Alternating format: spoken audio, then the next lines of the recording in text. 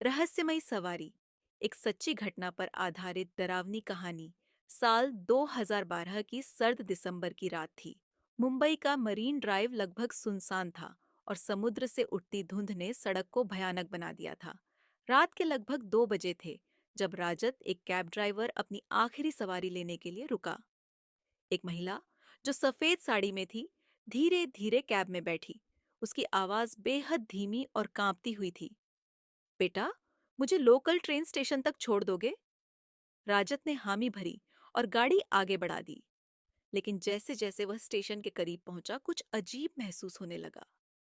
Cab के अंदर का तापमान अचानक गिर गया, इतना ठंडा कि उसकी सांसें धुआं छोड़ने लगीं।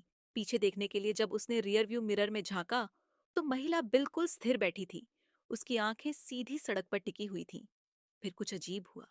रेड लाइट पर रुकते ही राजत ने दोबारा शीशे में देखा।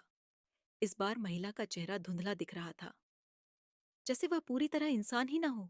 उसका दिल जोर जोर से धड़कने लगा, लेकिन उसने ध्यान नहीं दिया और गाड़ी आगे बढ़ाई। जैसे ही लोकल ट्रेन स्टेशन करीब आया, महिला ने कहा, मुझे यहीं उतार दो। राजत ने कार रोकी और पीछे मुड़कर देखा। पीछे की सीट खाली थी। उसके हाथ पैर ठंडे पड़ गए।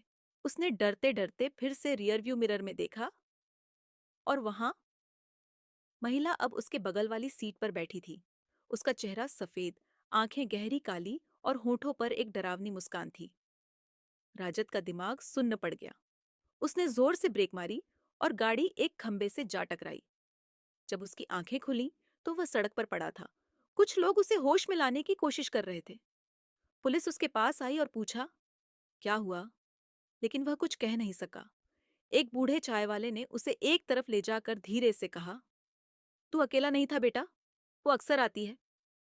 बाद में राजत को पता चला कि कई साल पहले उसी रेलवे स्टेशन के पास एक महिला की हिट एंड रन एक्सीडेंट में मौत हो गई थी। तब से कई लोगों ने एक रहस्यमयी महिला को गाड़ी में बैठते और गायब होते हुए देखा था। उस रात के बाद राजत ने फिर कभी रात में कैब नहीं चलाई। और अगर आप कभी मुंबई में रात के समय अकेले टैक्सी लेते हैं, तो ध्यान से देखिए, क्या आप वाकई अकेले हैं?